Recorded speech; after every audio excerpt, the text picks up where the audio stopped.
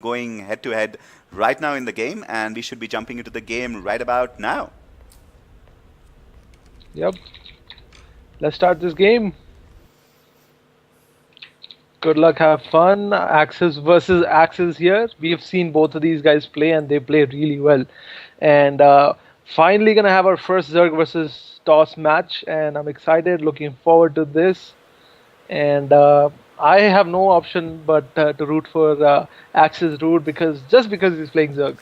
And Akshit, since you're a big Toss player, I'm guessing you're gonna be rooting for Mayank. Right, boy, right you are. This is me going and saying I love Shiny, and that's the reason I love Protoss. Protoss is the founder of everything. I know we get owned. I know we're like the nerfestest race out there. We are the guys who everyone likes to go ahead and pick on. But guess what, Mayank, I'm rooting for you, and my co-caster is rooting for Root, which is RaviD. Guys, this is the big game on the bottom right now, playing for Team Axis, the biggest surprise of this tournament. Team Axis has Rude in the shiny blue pants, being played by RaviD, and in the top left corner, we have Axis Mayank. Axis Mayank, who showed a phenomenal playstyle, great drops to go ahead and take a game off India's best RTS player in Nikunj in the last game, and even in the second game, playing fairly well. I'm really impressed with this. I'm really looking forward to this game. Straight off, looking for an expansion right about here. Guys, what do you think? I am really excited. I think they've played with each other before. They should know each other's play style. And you can see Root actually going straight for the expansion. It does not. Can he? I think he spots this actually. No, he's not going for the expansion. He should be going for a much safer build where he puts his spawning pool in first before making his hatchery. And let's see. He just has 200 minerals in about 3 seconds. And 1, 2, 3. There goes the spawning pool here. And the drone should be able to scout Toss base now and see what he's up to. He'll know that Toss is expanding as well. Then he can jump straight to 3 expansions if he wants to really quickly. Absolutely, and here goes the Forge. It's a standard Forge fast expand. You should see this little drone, a little less probe come down here and say, hey, get out of my base. Get out of my base, you. Yeah, and these drones can take some beating and delay this expansion by quite some time, but you can see that he sent that probe quite early because he still doesn't have enough money to put down that Nexus. Now he will, and boom goes the expansion, and whereas the Zerg expansion has gone down as well slightly earlier. Now with that expansion confirmed, now it's Zerg's, the ball is in Zerg's court. Now he can take his quick third. And destroy these rocks and kind of block himself in and be safe, or he can do some kind of pressure build off 2 bases. What do you think? What would you do? I would take a 3rd base. I am more of a macro style player, and I am just drone. Well, plus full drone. So there's a couple of pylons at the front, a gateway that also goes in right now.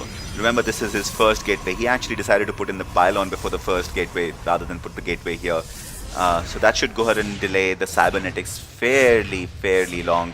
If you look at the unit composition right now, you will see we have 17 drones to 19 probes. And the Blink's able to just get in, and the probe decides to just... And, seriously, the probe's going to go like, I'm going to fight this. Like, cannon not being able to cover this side of the thing. Now he puts down another cannon, but still leaves that hole. He could have chose to kind of block these Zerglings in. And Zerglings just realize that they're not being hit by the other cannon. Come back and force the cancel on that cannon, and Mayank kind of in trouble here. No, it's fine. It's fine. It'll just take a couple of the. He'll have to pull a bunch of probes out to kind of save this Nexus. No, the Nexus is gonna be fine. By the time, remember, I asked you to go ahead and do the maths all the time. He'll just lose his shield before the cannon starts shooting. Actually, telling you the truth, he can actually take down that Zealot if he wants to. Yeah, he can. If he micros it properly.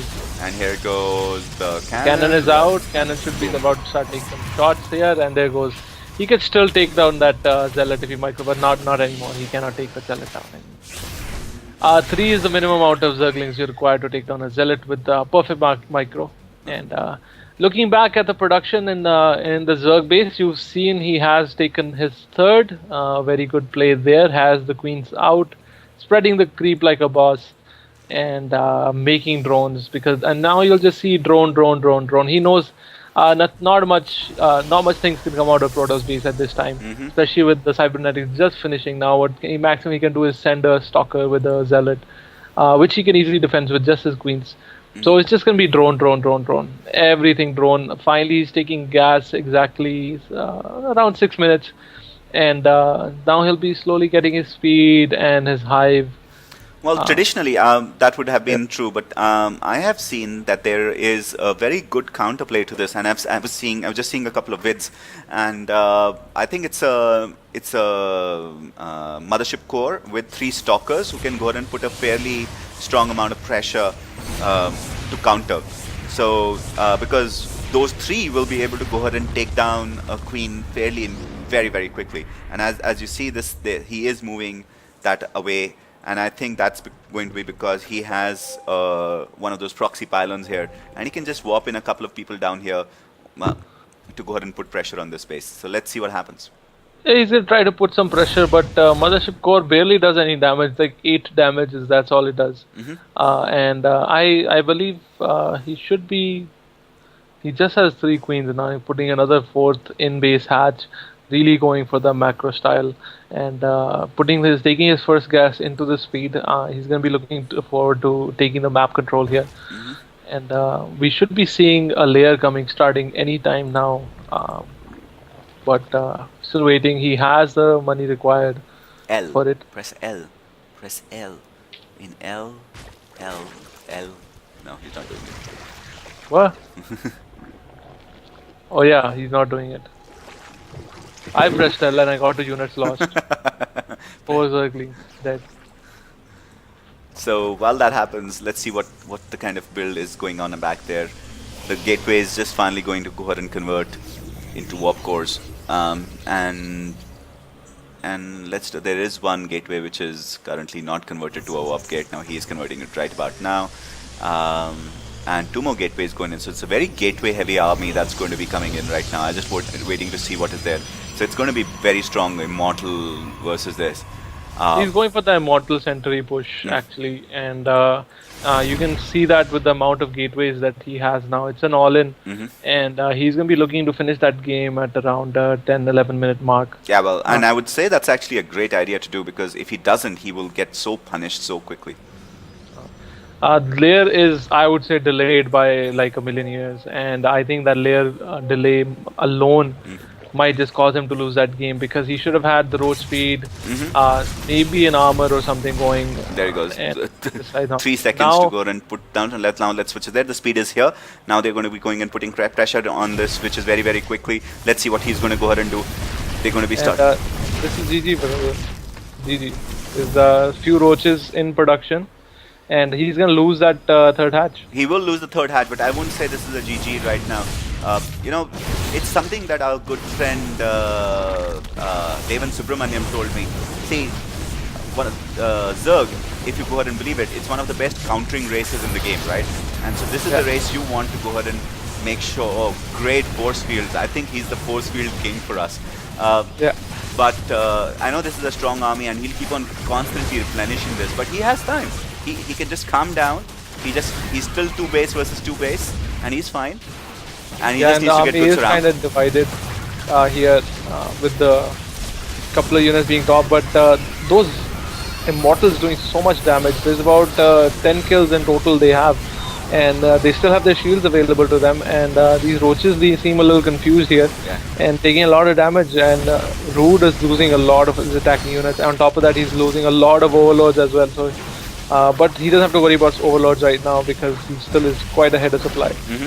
So he's running out of juice now, and those upgrades might not even end up finishing because the Evo is under attack. So, and I think this is, I can call this GG now. Another force field blocking out 3 roaches, go down really quick. And again, both the upgrades were not finished and forced cancel due to the loss of the actual building. Another force field should seal the deal here, and this is GG now, brother. Yeah, it is now. That was a great play. That just goes, and both these guys impressed me fairly well. Rude's entire macro game and Mayank's great tactical sense of timing keeps on Yeah. going. Basic timing attack by the Protoss. Zerg should have prepared better.